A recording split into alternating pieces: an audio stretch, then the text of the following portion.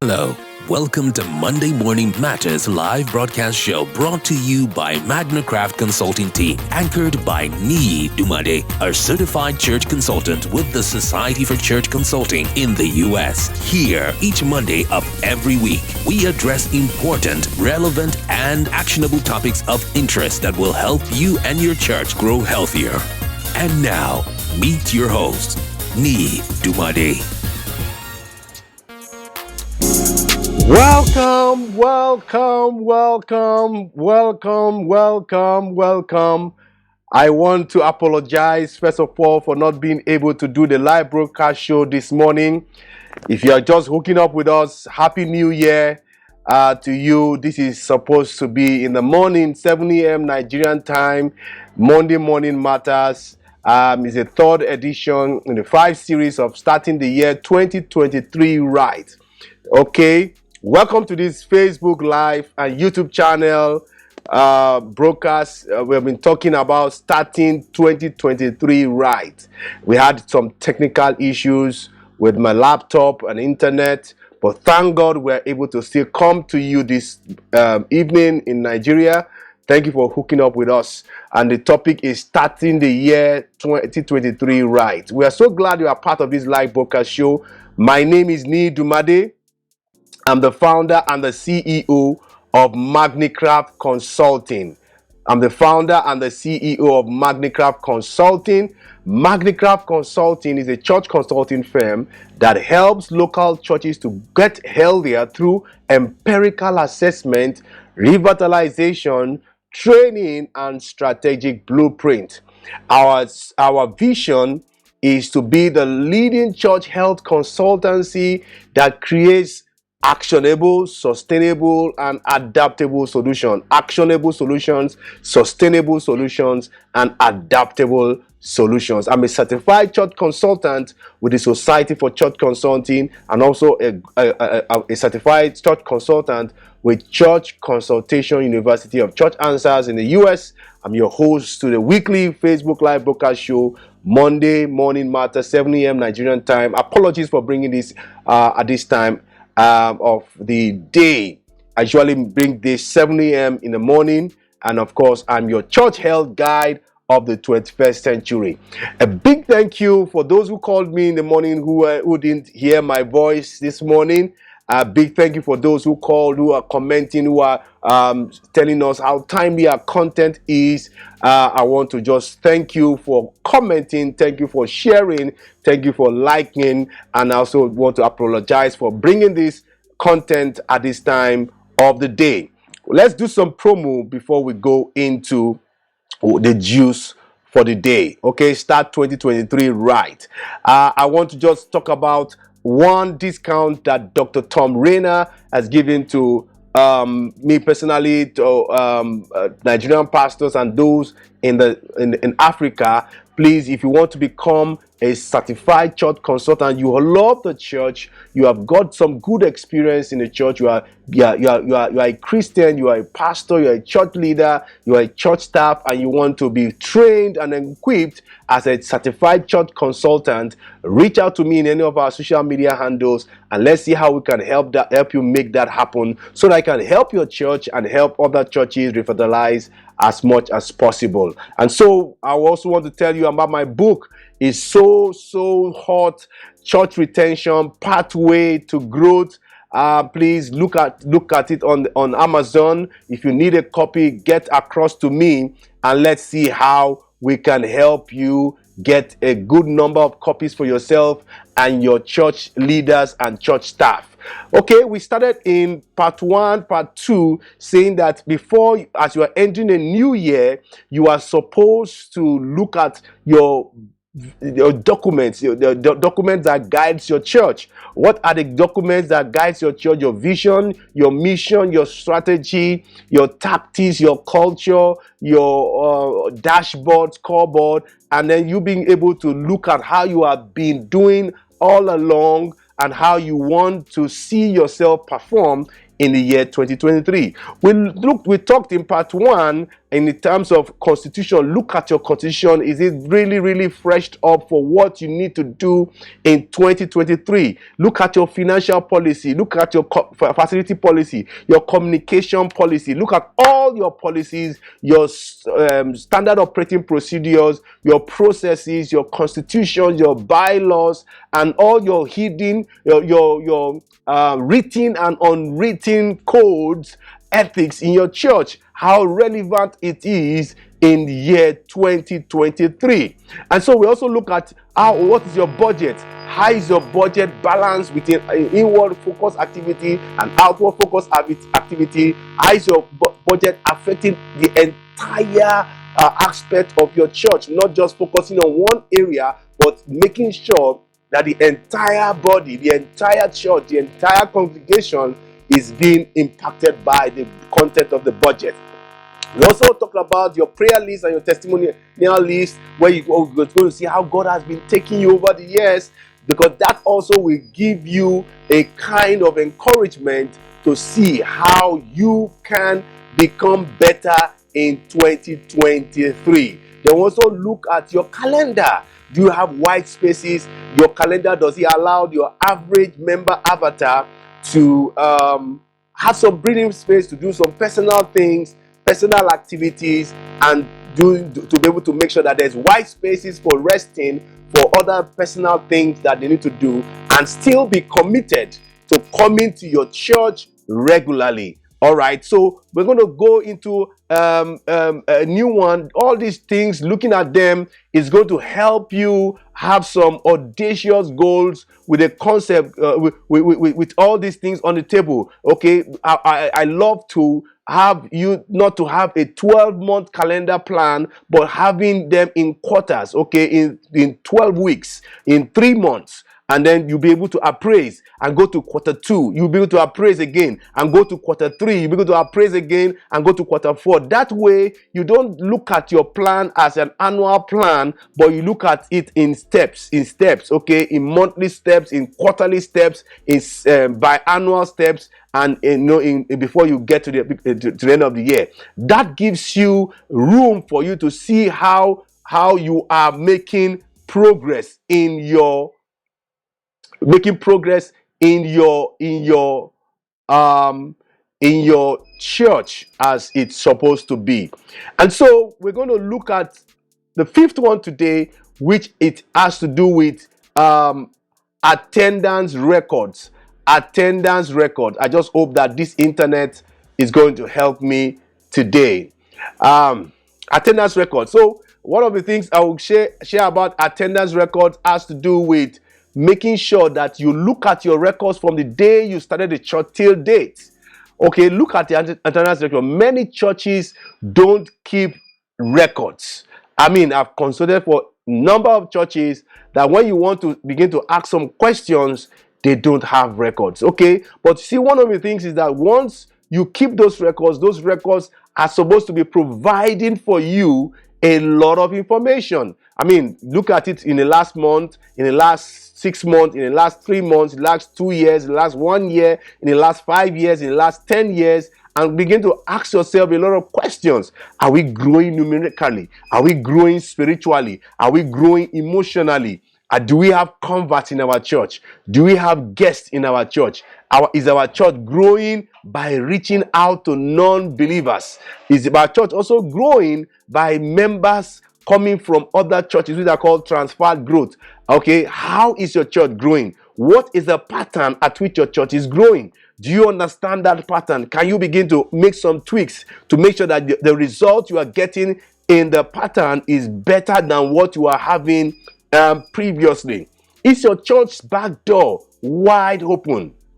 Because I can tell you, no matter how wide your front door is, if your back door is wider what happens is that you're going to be declining. There are going to be more people leaving your church than joining. If there are more people leaving your church than joining, that's one of the reasons why there is decline. Decline only comes when there are more people leaving your church than they are joining the church. Then growth comes when there are more people joining your church than leaving your church. So what is your retention rate? What is your assimilation ratio? Get my book on church retention, pathway to growth. You're going to get a lot of insight about church retention. A lot of pastors have reached out to me with reviews and feedbacks, and they're able to tell me how those that book is changing. For what one pastor told me, that he's in the implementation phase in trying to apply some of the principles that you're going to get in my book.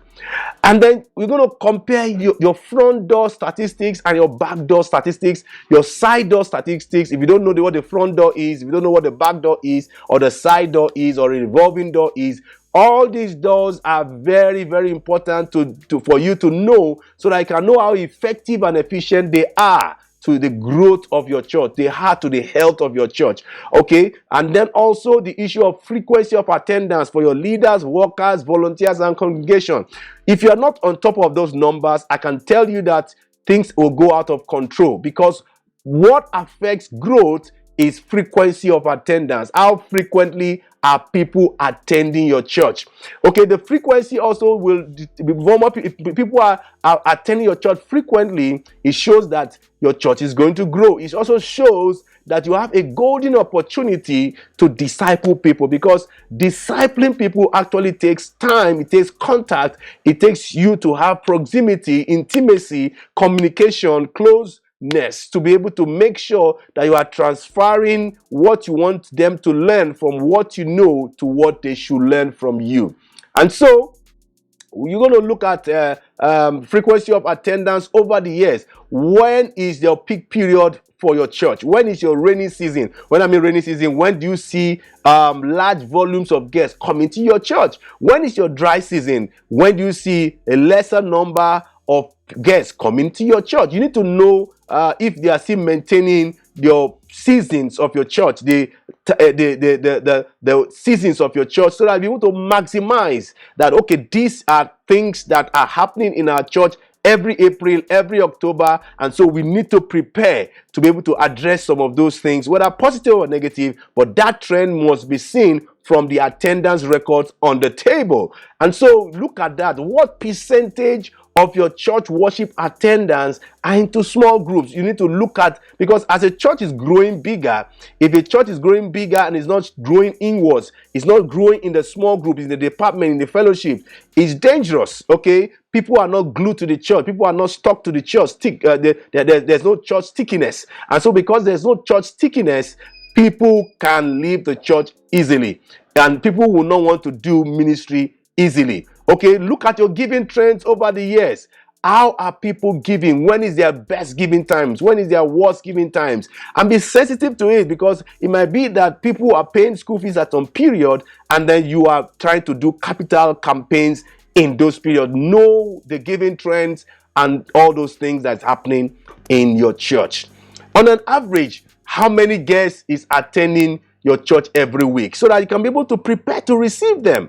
Okay, if there are 40 guests coming to your church, and you know you're going to give them gifts, you're going to give them some drinks or cakes or whatever it is that you want to give, you have to prepare to them. It's not when they come and you want to go and prepare those things must be done in excess, so that whatever number that comes to your church, whatever guest volumes that comes or attends your weekly church service, you can be able to attend to them. Now, one of the things you also look at is your guests to attendance ratio. Okay, and then your second time return, your third time return, your fourth time return, because the more people return, the more they are going to get stuck in the church. The more people return, the more they're going to become bona fide members of the church. So what percentage of the church, what percentage of those guests that are coming to your front door are joining your church? Then there's one more. I'm going to just stop here, and then I will draw the curtain at this point. What is your church membership lifetime duration, MLD? Now, if you don't know how to calculate all these things, reach out to us. We can be able to help you do that with a template, and we'll be able to analyze some of these things. These informations on the table will help any church senior leadership team make some very good decision in no time. So what is your membership lifetime duration? That's the duration a member stays in your church upon joining your church. So if a guest called James joins your church and he stays in your church for 5 years, and that is the trend for all the people who join your church at any time T, that they stay in your church for 5 years before exiting the back door. What it means is that for subsequent guests who are coming into your church will likely stay for 5 years. And so what we are saying is that you need to begin to increase that stickiness in such a way that you have that membership lifetime duration to move from 2 years to 5 years to 20 years to 40 years to 60 years. I mean, I've seen churches who are 300 years, 100 years, and you can see a lot of their members staying there for their lifetime from their teenage days. The assimilation ratios for a church that helps for a long-lasting membership lifetime duration is different from a seeker-sensitive kind of church who just want volumes to come into their front door. You know, one of the things I've said that in our Monday Morning Matters is that you as a leader of the church should not only look at the front door, because the front door is not the only door that is responsible for the growth of your church. Your back door is much more important.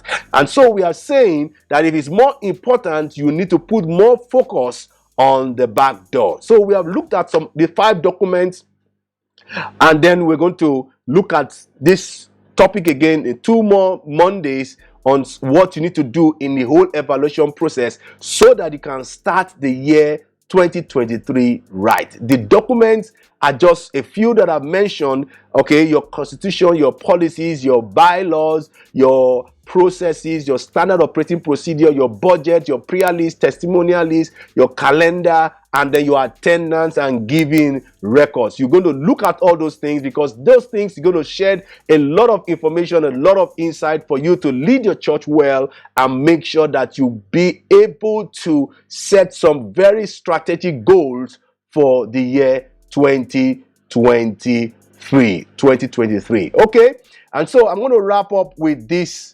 Okay, if you have better data, it's going to help you make better decisions. Okay, if you have better decisions, it's going to help you have a better ministry. And if you do better ministry, you're going to create a better morale and momentum in your church. So know the numbers, know this data. It helps you determine a lot of things. Have a dashboard, have your key metrics clear, have a scoreboard, and be able to make sure that these informations and this data drives and informs what you do in your church in 2023. Thank you for staying till this time.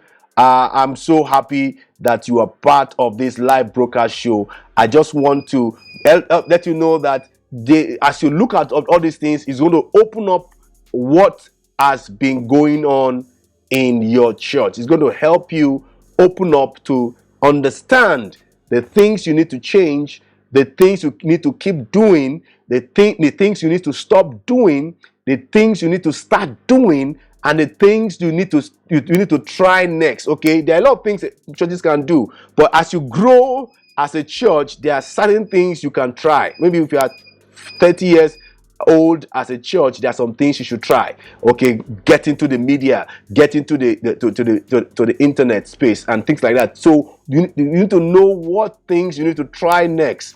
Okay, and then you need to look at the things you need to improve.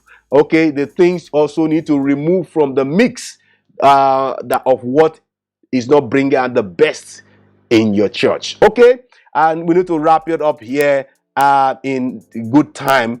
Thank you for hooking up with us. Please, if you are on any of the social media handles, go on our Facebook page to like our page, share this content to a lead pastor, a church leader, a church staff. Go on our Twitter to follow us on Instagram, subscribe to the YouTube channel. Please subscribe to our YouTube channel. And please put on the notification bell so that we can be notified when we come live or we upload a new video. Okay, so if this video has been helpful to you, please give us a like. Do share us to your community. Drop me a comment. You've learned from me. I also want to learn from you. Let me know where you're listening from it from.